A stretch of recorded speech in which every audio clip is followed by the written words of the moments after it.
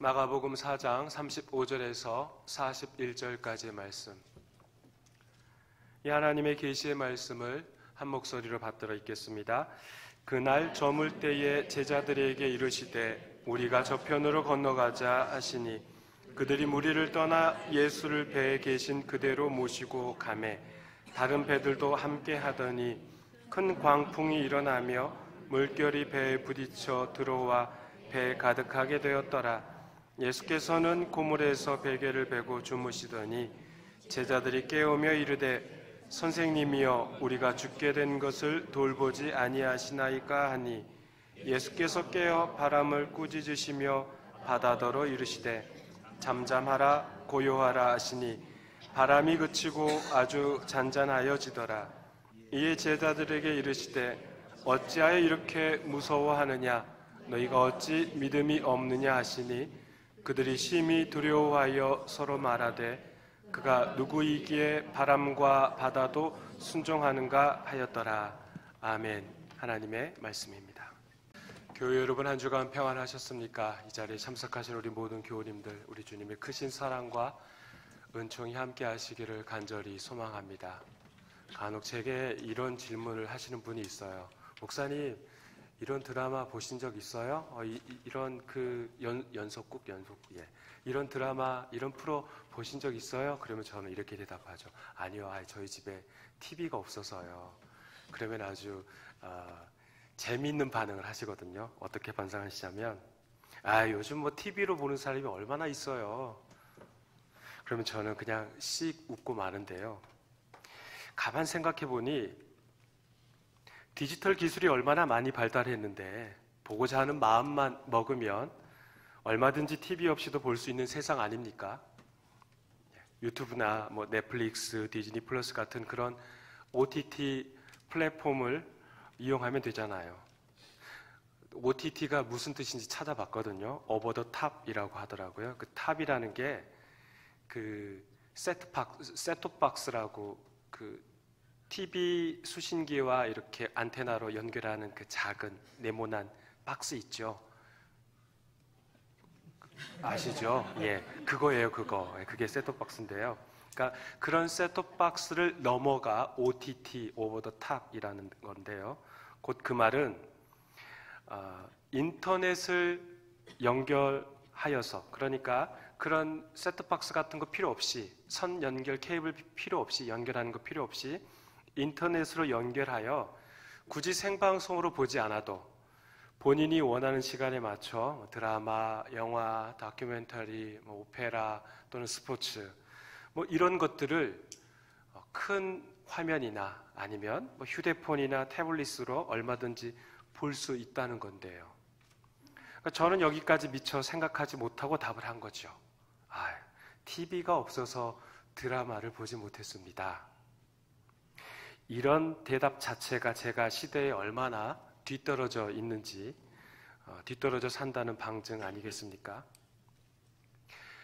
목회데이터 연구소에서 한국교회 트렌드 2024를 연초에 출간하였습니다. 작년에는 한국교회 트렌드 2023에 이어서 올해는 한국교회에서 일어나는 트렌드, 현상, 추세를 10가지 주제를 선정하여 발표하였는데요. 올해 그 10가지 추세 중에 하나가 바로 OTT 크리스천입니다.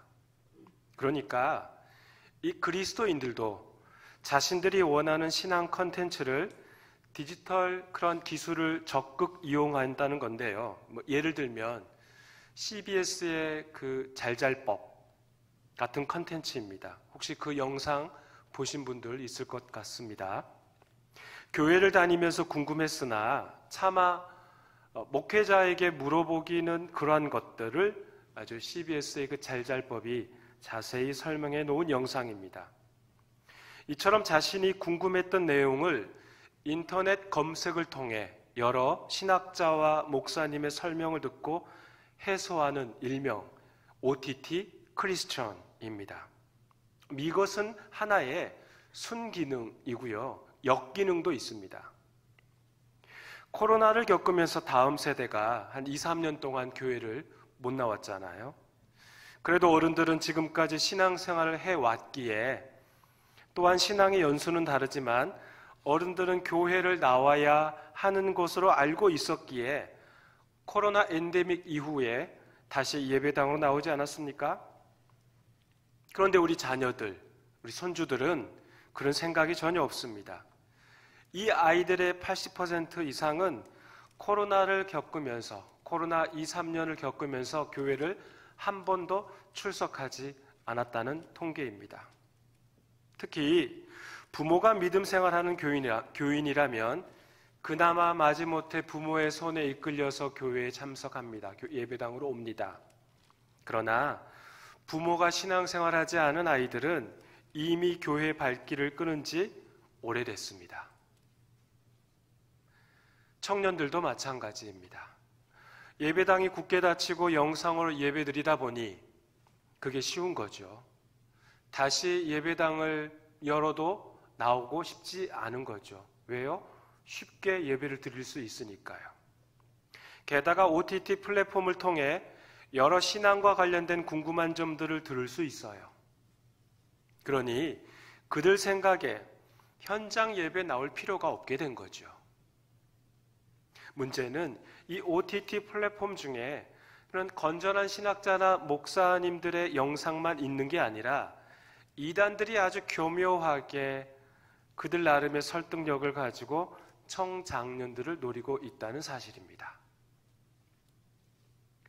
앞으로 한국교회가 10년, 20년 후에는 어떤 모습으로 나타나게 될까요?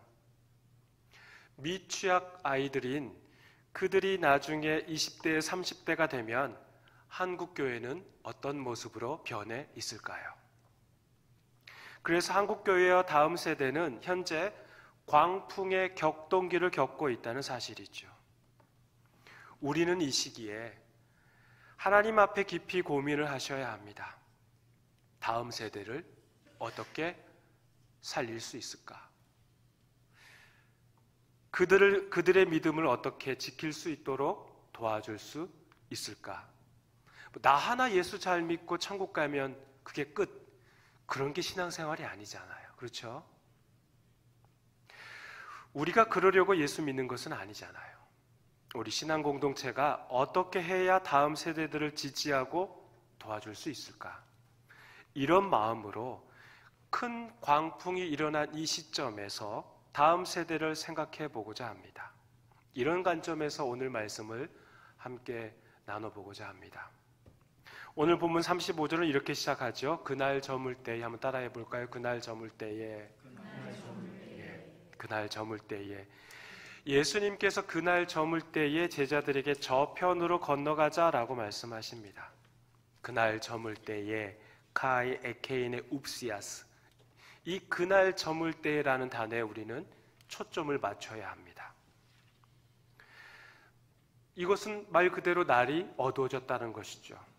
어둠은 사람을 불안과 염려로 몰아넣기도 합니다. 또는 어둠은 절망의 때를 뜻하기도 합니다. 그런데요, 참 놀라운 사실은 하나님께서는 유대인들에게 세상 사람들과 전혀 다른 시간의 관점을 주셨습니다. 제가 여러분께 하나 여쭤보겠습니다. 하나님께서 이 세상을 창조하실 때 저녁이 되고 아침이 되니 이는 몇째 날이라 라고 말씀하셨습니까? 아침이 되고 저녁이 되니 이는 몇째 날이라 말씀하셨습니까? 말씀 안 하신 분은 잘 모르시겠다는 거죠. 전자입니까? 후자입니까? 창조와 관련된 말씀 한 구절 읽어보죠. 우리 창세기 1장 19절 함께 읽어보겠습니다. 저녁이 되고 아침이 되니 이는 넷째 날이라. 예, 그렇습니다. 저녁이 되고 아침이 되니 이는 몇째 날이라. 이렇게 하나님의 창조의 시간이 기록되어 있죠. 이런 하나님의 말씀에 근거하여 유대인에게 있어서의 하루의 시작은 날이 저물 때부터 시작입니다. 지금도 마찬가지입니다. 그들이 지키는 안식일은 금요일 해 저무는 시간부터 토요일 해 지는 시간까지입니다. 유대인들은 그들의 달력에 그런 일몰 시간을 상세히 기록하였습니다.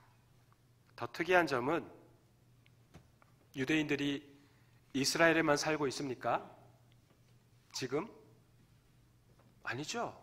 전 세계 뿔뿔이 흩어져 살고 있죠. 물론 이스라엘이라는 나라에도 살고 있는 한 500만 정도의 그런 유대인들, 물론 아랍인도 같이 포함되어 있긴 하지만은 그들도 있지만 전 세계에 뿔뿔이 흩어져 살고 있는 자들이 바로 유대인들 아닙니까? 그러다 보니 그들이 사용하는 그 달력에 일몰 시간과 일출 시간을, 예루살렘에는 일몰 시간이 몇 시, 일출 시간이 몇 시, 뉴욕에는 몇 시, 부에노스아이레스에는 몇 시, 도쿄에는 몇 시, 런던에는 몇 시, 이렇게 다 몇몇 나라를 중심으로 일몰 시간과 일출 시간을 다 기록하였다라는 겁니다. 기록해 두었다라는 거죠. 신기하죠? 별 신기하지 않으신가요? 그렇습니다. 세상은 저녁이 되면 어둡다, 불안하다, 초조하다, 끝이다 라고 말합니다. 세상 사람들은 날이 저물면 죄짓기 좋은 시간이라고 기회를 호시탐탐 노리고 있어요. 세상은 어둠이야말로 불안과 초조와 절망을 야기시킬 수 있으니 조심하라고 말합니다. 그리고 문단속을 잘 해야 한다라고 말합니다. 그런데 성경을 보시면 하나님께서 날이 저무는 저녁이 새로운 시간의 출발점이라 말씀하십니다. 날이 저물면 모든 것이 끝이다, 우리는 안 된다, 조심해야 한다라고 말할 때 하나님께서는 새로운 것을 계획하십니다. 새로운 출발을 약속하시지요. 오늘 본문이 바로 이것을 암시하고 있습니다. 새로운 사역의 출발을 예고하고 있는 겁니다. 언제요? 그 날이 저물 때에. 이제 이 내용은 다음 주에 나옵니다. 기대하시라. 개봉박두. 사랑하는 교회 여러분, 이 시대가, 한국교회가, 또 다음 세대가 광풍 속에서 끝났다, 아무것도 할 수 없다, 안 된다, 어렵다, 전도하기 힘들다, 아이들을 다시 함께 예배드리기가 참 어렵다라고 그렇게 말을 하고 있습니다. 그런데 정말 그렇습니까? 아닙니다. 날이 저물 때에 우리 주님은 새로운 사역을 준비하고 계시다는 말씀입니다. 제자들을 배에 태우고 저편으로 건너가자고 말씀하시면 제자들은 그 말씀대로 향하여 가면 된다는 거죠. 그런데 배를 타고 가는데 큰 광풍이 일어납니다. 여러분, 이 당시에 그 광풍은 두 가지 이유가 있습니다. 첫 번째는 지리적, 환경적 요인입니다. 갈릴리 지역에서 북쪽으로 조금만 올라가면 아주 높은 산 헬몬산, 우리말 성경어는 헐몬산이라고 되어 있는 헬몬산이 있습니다. 해발 2814m, 굉장히 높은 곳이죠. 우리 한반도에서 가장 높은 산 백두산이 몇 미터입니까? 2744m이니 그 헬몬산이 더 높지요. 중동 지방인데요, 이 겨울만 되면 이 헬몬산에는 스키 강습, 스노우보드를 타는 관광객들이 참 많습니다. 믿겨지지가 않죠? 정말 그래요. 사막과 장렬하는 태양만 비추는 지역 같은데 그 헬몬산에 올라가면 온통 눈으로 덮여 있습니다. 이 헬몬산이 얼마나 높은지 갈릴리 호수에서 배를 띄워놓고 보면 마치 아주 가까이에 있는 그런 산처럼 보입니다. 나중에 이스라엘 가시면 한번 경험해 보십시오. 말로 설명드리는 것보다 직접 보는 게 더 와닿겠죠. 그런데 이제 재미있는 사실은 갈릴리 호수는 해수면보다 낮습니다. 그러니까 마이너스 209m입니다. 그럼 한번 계산해 보십시오. 헬몬산은 해발 2814m, 갈릴리 호수는 해수면보다 더 낮은 마이너스 209m. 그 차이가, 격차가 얼마나 납니까? 거의 3000m가 넘죠. 그러다 보니 자연스럽게 그 기압 차이가 많이 일어납니다. 헬몬산에서 불어오는 그 바람이 기압 차이로 인해 갈릴리 호수에 돌풍, 광풍이 빈번하게 일어나게 되는 것이죠. 그런데 마가복음의 저자가 이런 지리적인, 환경적인 요건 때문에, 요인 때문에 지금 광풍을 만났다라고 오늘 말씀에 기록하고 있는 것일까요? 두 번째 요인이 더 중요합니다. 마가복음의 저자가 기록한 의도가 담겨 있는 요인입니다. 바로 영적인 요인입니다. 마가복음의 제1차 독자는 누구입니까? 예수를 잘 믿는 로마 그리스도인입니다. 고난받는 하나님의 백성들이죠. 이들에게 광풍이 들이닥친다는 겁니다. 악한 영이 일으키는 광풍, 하나님의 백성들에게 예수 믿지 말게 하려고, 예수님을 온전하게 믿지 못하게 하기 위해 일으키는 광풍입니다. 하나님의 백성으로 살아가지 못하도록 일으키는 광풍이라는 것이죠. 예수 믿는다는 이유 하나만으로 로마인들이, 또 세상 사람들이 로마 그리스도인들에게, 그리고 2024년을 살아가는 우리에게 주는 핍박과 고난이 바로 광풍, 큰 광풍을 뜻한다는 것이죠. 또한 예수 믿어도 그만, 믿지 않아도 그만인 것처럼 풍요로운 삶이 바로 이 시대의 광풍입니다. 굳이 예배당에 나가지 않아도 책상에 앉아 클릭 하나로, 소파에 앉아 버튼 하나로 이것저것 채널 돌려가며 아주 손쉽게 예수 믿는 것. 그러나 실제로 예수를 믿는 것이 아니라 그저 자신이 알고자 했던 궁금증을 채워주는 지식 소비 문화의 일환으로 그런 OTT 그리스도인으로 사는 것도 이 시대에 부는 큰 광풍입니다. 이처럼 다양한 큰 광풍이 우리 시대에 일어나고 있다는 사실이죠. 사랑하는 교회 여러분, 교회 학교의 다음 세대가 맞이하는 광풍도 원인이 있지 않을까요? 코로나 이후에 예수 믿는 믿음이 점점 사그라진 것이 광풍이라고 생각합니다. 사실 코로나 이전부터 이런 광풍은 일어나고 있었습니다. 돈이면 다 된다는 시대, 좋은 학교만 가면 다 모든 것은, 내 삶은 다, 모든 것은 확고하게 다 채워줄 수 있다라는 그런 시대. 물질주의가 훨씬 더 강해진 것이죠. 인생 한번 사는 것 즐기다 가자, 삐뚤어지게 한번 마셔보자, 이런 현실주의가 훨씬 더 강화된 겁니다. 이게 광풍이죠. 조금 더 쉽게 설명해 볼까요? 헬몬산과 갈릴리 호수의 큰 기압차로 인해 광풍이 불었듯이 하나님의 백성과 세상이 가지고 있는 기압차가 너무 커지게 된 거죠. 그 기압차가 무엇이에요?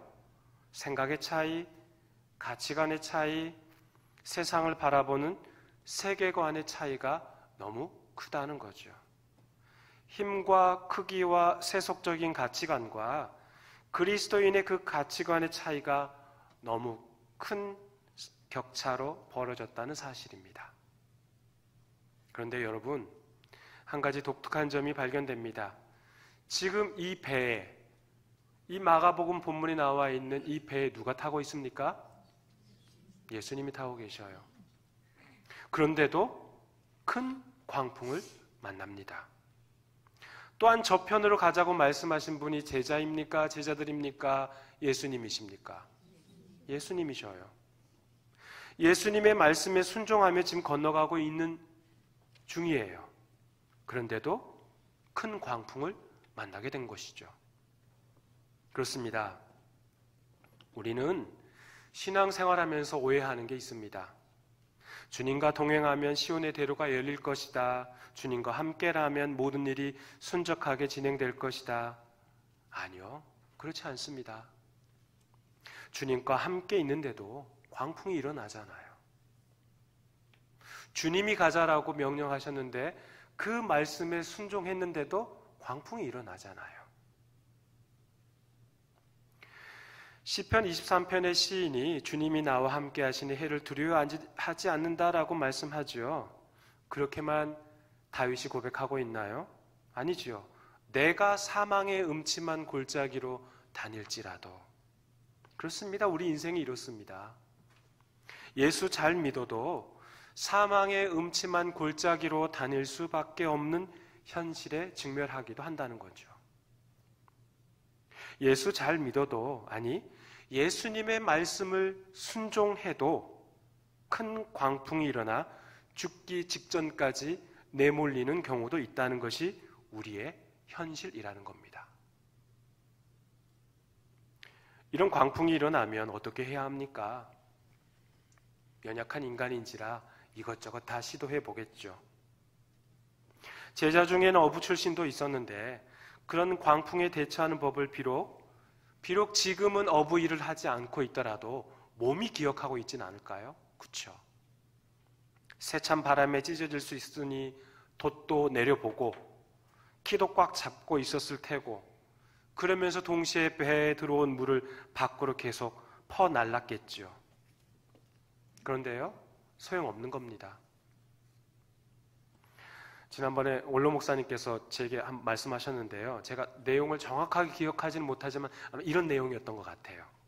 어떤 부목사님이 키가 한 185cm 정도 되는 분이 있었대요. 유도, 합기도 이런 유단자로서 옆에서 보면은 거의 경호원처럼 그렇게 보이는 분이었답니다.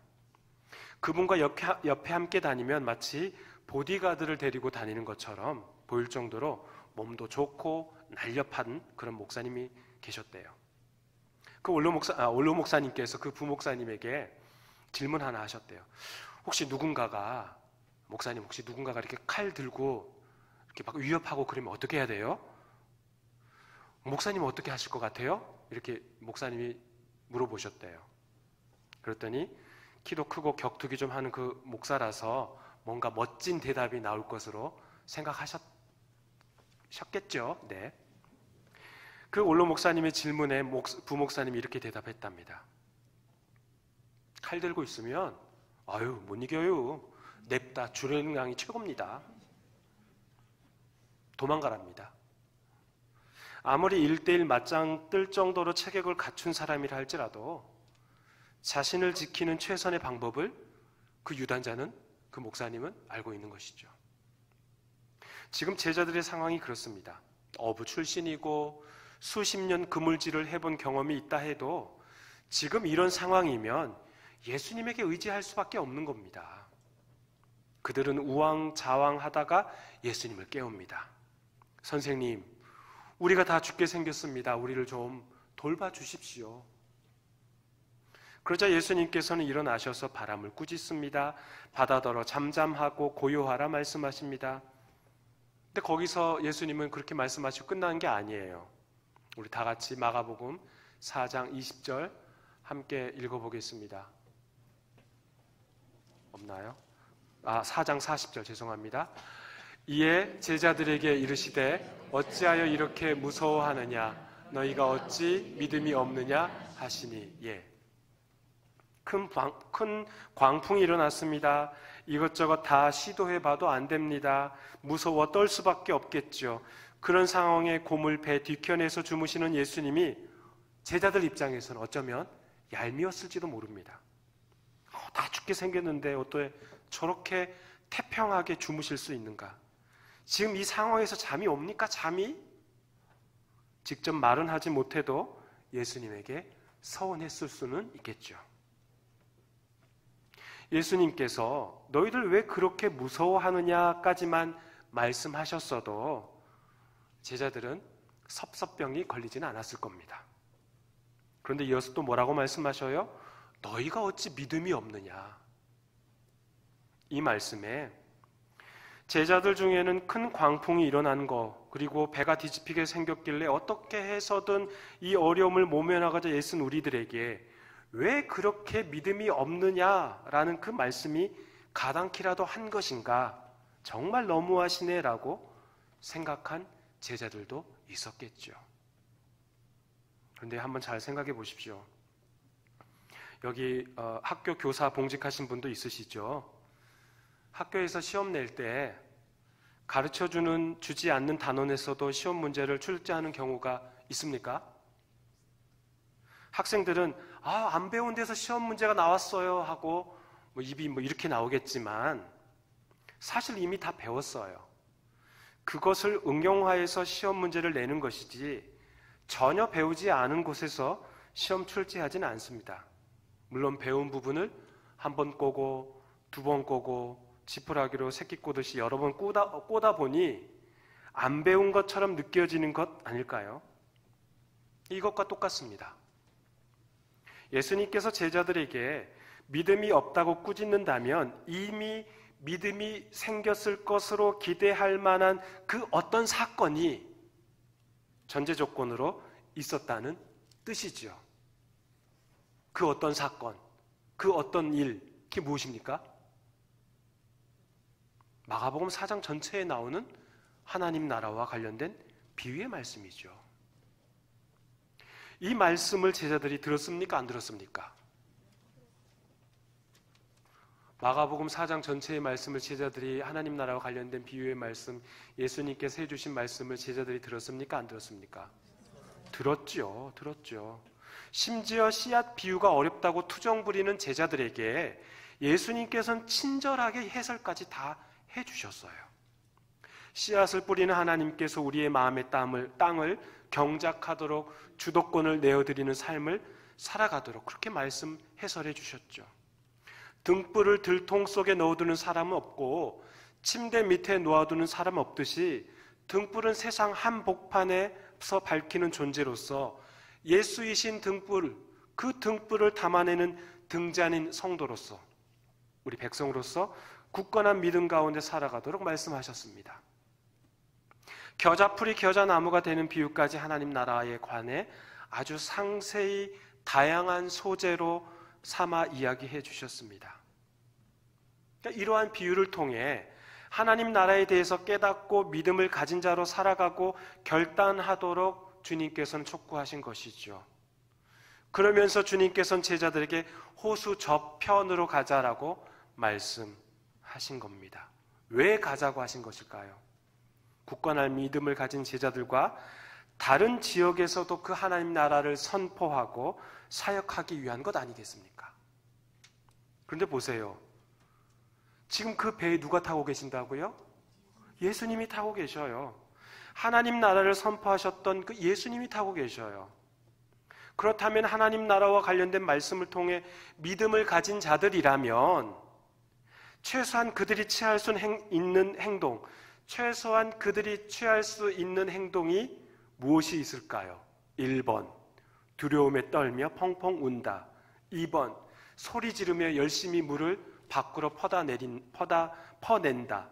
3번, 예수님과 함께 잔다.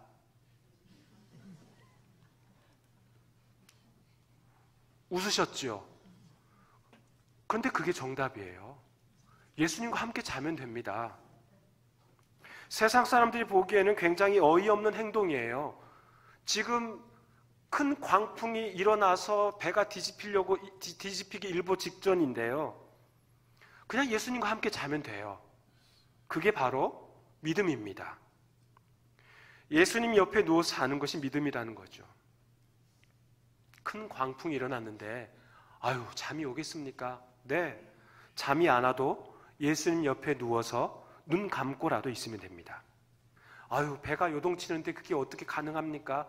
예, 그러다 배 멀미 심하면 멀미하면서 주님 옆에 누워 있으면 됩니다. 그게 믿음입니다. 말씀을 맺습니다.